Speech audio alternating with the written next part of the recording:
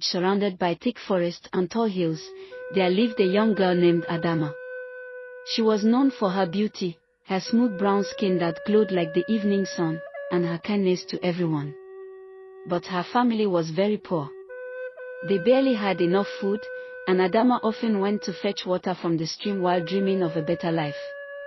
One market day, a stranger walked into the village. He was tall, broad-shouldered, and handsome. His eyes were sharp, glowing faintly like burning embers, but his smile was warm and disarming. He wore rich clothes and carried bags of gold. Nobody knew where he came from. The man introduced himself as Obinna, a wealthy traveler. He looked around the village and then fixed his gaze on Adamma. That same day, he went to her parents' hut and asked for her hand in marriage. Adamma's parents were shocked but overjoyed. They had nothing, yet here was a man offering cows, goats, and bags of gold in exchange for their daughter. They agreed quickly. The villagers celebrated, and within a week, Adamma was married to the stranger. But Adamma's heart was uneasy. From the very first night, she noticed strange things about her new husband.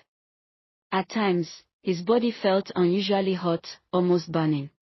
His shadow looked odd in the moonlight, sometimes stretching into shapes of wings. At midnight, when he thought she was asleep, she heard him growl like a wild beast.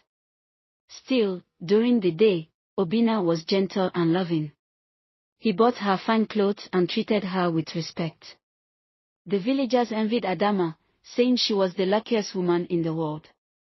But inside, she was afraid. One night, the truth revealed itself. Adamma woke up to find the bed shaking. She turned and gasped, her husband was no longer fully human.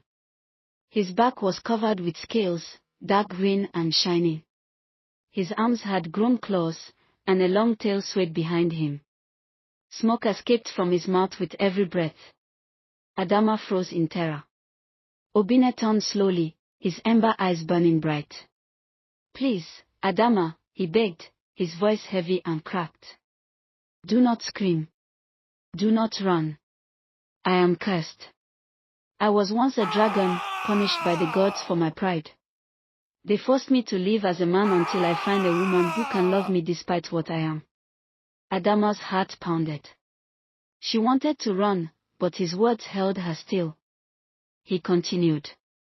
"If you betray me, the curse will consume me completely, and I will bring destruction not only to myself but to this village.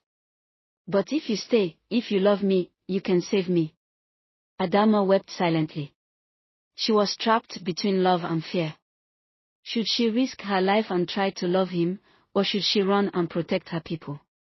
Days turned into weeks. She kept his secret but felt the weight of it every day. She noticed the way his eyes lingered too long on the fire, the way his shadow sometimes twitched like wings. At night, he would transform halfway, then force himself back into human form before dawn. Then, one evening, a group of hunters spotted Obinna in the forest, his dragon tail dragging behind him. They rushed back and told the village elders. Fear spread like wildfire. The elders gathered Adamma and demanded the truth. With tears streaming down her face, she admitted everything. The villagers armed themselves with spears and torches. That night, under the full moon, the village surrounded Obinna's hut. He stepped outside, his body shaking, trying to hold back the transformation. "Leave me," he roared. But the villagers attacked. Adamma ran forward, screaming, "Stop. He is cursed, not evil." But it was too late. The spears struck, and Obinna let out a cry that shook the earth. His human skin ripped apart, and in an instant, a giant dragon stood where the man once was, scales glistening, wings spreading wide, eyes blazing red. The villagers scattered in terror. Fire burst from his mouth, setting trees ablaze.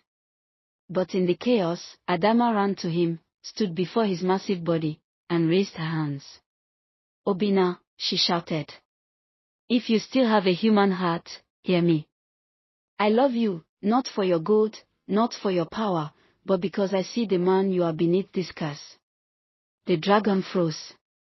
Smoke stopped pouring from his mouth. His burning eyes softened. Slowly, the monster shrank, scales melting away, wings folding back until Obinna stood there as a man again, broken, bleeding, but human. The curse was broken. Obinna fell into Adamma's arms, whispering, "Your love saved me." From that night on, the village no longer feared him. They called Adamma the bride of the dragon man, the woman who tamed a beast with love. And though their life was not easy, they lived together in peace, a reminder that sometimes the scariest monsters hide the kindest hearts.